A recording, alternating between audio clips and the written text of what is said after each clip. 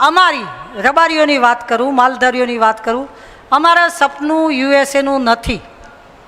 અમારું સપનું તમને અડવાનું છે કે તમે કરો એ કરાય. તમે સરદાર ધામ કરો એટલે અમે રેક્ટ કરીએ, તમે દીકરા ભણાવવામાં દાન આપો એટલે અમે એ કરીએ. અમારે તમારી પાસેથી 1000 વાતો શીખવાની છે. ઉત્તર ગુજરાતની અને સૌરાષ્ટ્રની આ મહેનતુ કોમ ખરેખર બહુ જ ડાહી છે, એમાંથી શીખવું છે. અમારે પહેલાં પહેલું વાણિયા થતાં શીખવું છે, કારણ કે અત્યારે અમારો હાલ કેવો છે, ખાયા પીયા કુછ નહીં, ગલાસ ફોડા બારાના.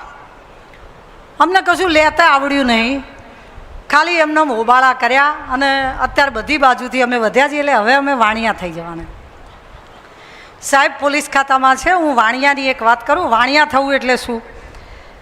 એક બરોડામાં કરફ્યુ ચાલતો હોય અને કરફ્યુમાં પોલીસની ગાડી, હવે તો કરફ્યુ લોકોને ખબર નહીં, મોદી સાહેબની ખમ્મા કરફ્યુમાં ગાડી પોલીસની ચારે બાજુ બંદોબસ્ત માટે દોડતી હોય અને કોઈએ બહાર નીકળવાનું નહીં.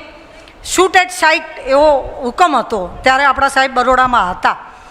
એક પોલીસની ગાડી ત્યાં નીકળીને એટલે એક વૃદ્ધ કાકા વડીલ હતા, એ છેક બહાર આવીને પાછા જતા રહ્યા. એટલે પોલીસને એમ કે વૃદ્ધ છે ને ઘરમાં મૂંઝાયા હશે, બહાર નીકળે. થોડીક વાર થઈ એટલે પેલા કાકા ફરી બહાર નીકળ્યા.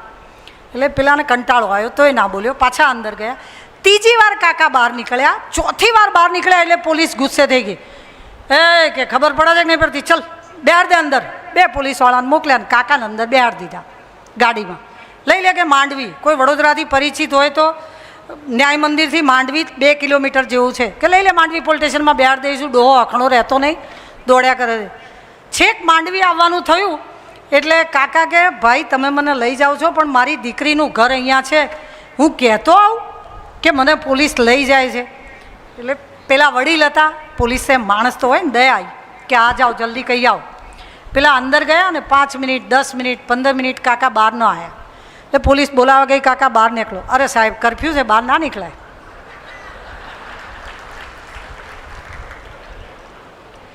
સરકારના ખર્ચે સરકારની ગાડીમાં કાયદો તોડી દીકરીની ખબર લેવા પોલીસના રક્ષણ સાથે જાય એ વાણિયા.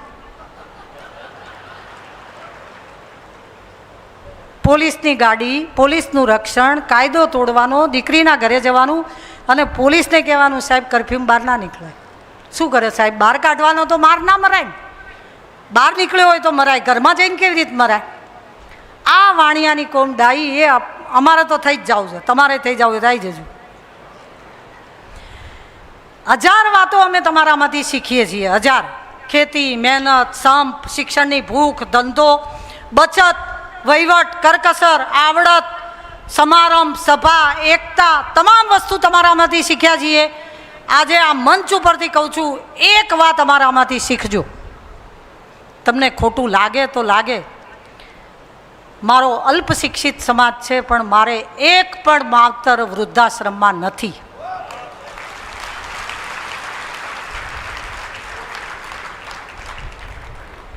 માવતર વૃદ્ધાશ્રમમાં મૂકીએ એના કરતાં પહેલાં દીકરાઓ અનાથ આશ્રમમાં મૂકી આવો સારો. અશક્ત હોય, સ્મૃતિભ્રમ હોય, માવતર મૂકવા ના જવાય. અને માવતર મૂકવા જઈએ તો પછી આપણું અહીંયા જીવવું ધિક્કાર છે. મને આ કોમનું માવતર વૃદ્ધાશ્રમમાં હું જ્યારે જઉં છું ત્યારે જોઉં છું તો દુઃખ થાય છે. કોઈ પણ લોજિકલ કારણ એના હોય, દીકરા પરદેશ હતા, સંતાન નથી, કંઈ પણ હોય, પણ આવડા મોટા દાતાઓ તમારા ત્યાં પડ્યા છે, એને ઘર મોહલ્લો ફળિયું ના છોડાવો તો મને આનંદ થાય. પર્ટિક્યુલરલી મારી માંગણી, વિનંતી અને પ્રાર્થના છે 2 હાથ જોડીને. વૃદ્ધાશ્રમની એક વાર્તા કહું. એક વૃદ્ધાશ્રમ હોય તો છાપું તો આવે ને. એક દિવસ સવારમાં છાપું આવ્યું, છાપામાં ક્વાર્ટર પેજ ભરીને કૂતરાનો ફોટો હોય અને અમારો કૂતરો ખોવાયો છે, કોઈને દેખાય તો આ નંબર ઉપર ફોન કરવો એમ કહીને મોબાઈલ નંબર લખેલો હોય છે. મેનેજરના, વૃદ્ધાશ્રમના મેનેજરના કાઉન્ટર ઉપર એ છાપું પડ્યું હોય છે. એક માજી વૃદ્ધાશ્રમમાં રહેતા હોય છે, કૂતરાનો ફોટો જોઈ જાય છે, એટલે કહે છે ભાઈ આ કૂતરો આપણા વૃદ્ધાશ્રમમાં છે, તારે આ નંબર ઉપર ફોન કરવો હોય તો કર, આના ઉપર 5 લાખનું ઇનામ છે. મેનેજર તો રાજી થઈ ગયો, તરત એ નંબર ઉપર ફોન કર્યો કે માજી તમે કૂતરો ઓળખ્યો કેવી રીતે? એટલે કે કૂતરો મારા ઘરનો છે, મારો દીકરો ગાડીમાં મને મૂકવા આવ્યો એ દાડે કૂતરો ગાડીમાં હતો, તે રસ્તો જોઈ ગયો છે. મેનેજરને વિચાર આવ્યો કે કૂતરાને બંગલા વગર ચાલ્યું, માવતર વગર ના ચાલ્યું, અને દીકરાને માવતર વગર ચાલ્યું, કૂતરા વગર ના ચાલ્યું. શરમ કરીએ આપણે અનાથ આશ્રમની. ભારત આપણો તો લાડવાયો દેશ છે ને, આપણે તો ભારત જ જે છે એ છે, પણ ભારતની મહાનતા સમજવાય આપણે પરદેશ જવું પડે. એક માનવતા આખા વિશ્વમાં છે, કોઈ ગમે તે કહેતું હોય. આપણે થોડા કે દંભમાં હશું. હું એક વિદેશની વાર્તા કહું. આ તો કર્મચારીઓનું મોટું, સૌથી મોટું યુનિટ છે, એટલે કર્મચારીઓને લગતી વાર્તા છે.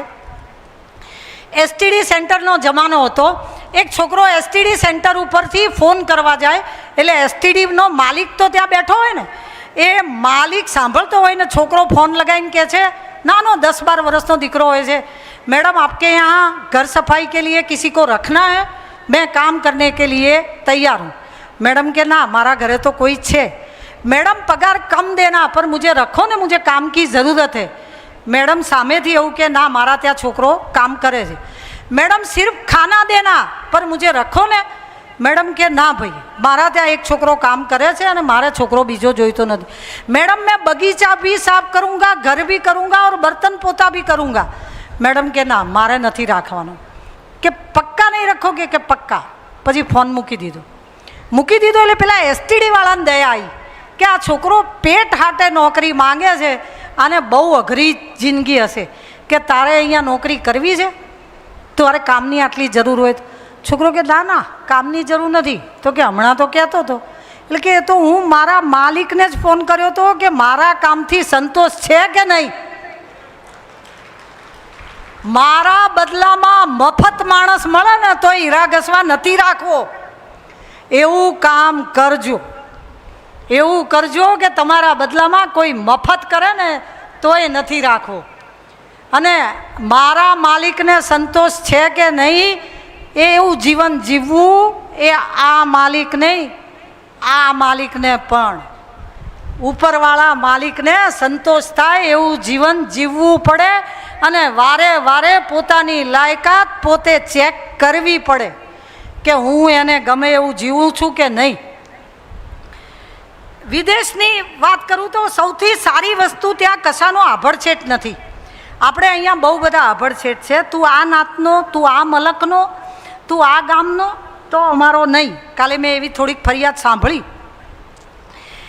આપણે વિદેશમાં લોકોનો સ્વીકાર છે ને, પણ ત્યાં ગુણને સન્માન છે, જ્ઞાતિને નહીં. માલિકની ગેરહાજરીમાં પણ ત્યાં માલિકની જેમ કામ કરવામાં આવે છે. મોટાભાગની દુકાનોમાં, એક કોસ્ટકો નામની દુકાન તો લગભગ આપણા આશ્રમ કરતાં મોટી હશે, એમાં પણ જાતે પૈસા નાખવાના હોય છે, અને તો પણ માણસ ઓછા નથી નાખતું. આ ઈમાનદારી આપણે બહુ વહેલા શીખી જઈએ. જીવન જાત્રા ક્યાં અઘરી છે, થકવે છે ઠાંસેલો થેલો, દલપતની કવિતા છે. જીવન એટલું અઘરું નથી થેલો ભરવામાં. કયો થેલો? બીજો, કપડાનો નહીં. થેલો ભરવામાં થાકી જઈએ છીએ આપણે.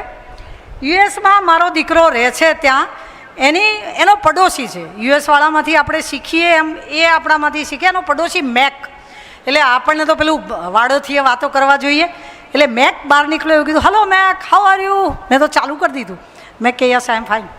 Hello Mac, what are you doing? How many children do you have? એટલે મેક કે 1 daughter and 1 son. મેં કીધું, are they here in this area? Yes, they are in Corona, they are in LA, they are in Orange County. એમ Mac તો જવાબ આપવા માંડ્યો. મેં કીધું, are they coming to meet you or not? કોઈ દાડો એમ કે તને ખબર લેવાય આવે છે કે નથી આવતા? Yes, might they are coming on mother day or father day. મારું હાળું કીધું, આ મધર ડે ને ફાધર ડે વાળું આપણને નહીં ફાવે. પછી મેં કીધું, યોર ડોટર હેઝ ચિલ્ડ્રન? મેં એમના બાળકો થાય છે, એમ મતલબ ભાણિયા કે પૌત્રો ભાણીઓ છે? Yes, my daughter has might be 2, might be 3, might be 2 daughter, might be 1 daughter, might be 3 children. એટલે ફોડ, તને ખબર નહીં તારે કેટલા ભાણિયા છે, પછી ભાણિયા દાદા દાદા કરતા શું કામ આવે? એ લોકોએ કુટુંબ વ્યવસ્થા શીખવી પડશે આપણામાંથી. આપણે જે અદા કરીને ફોનમાંય ભાણિયા ચોંટી પડે છે ને, એ એમને ખબર જ નથી કે એમને કેટલા ભાણિયા છે.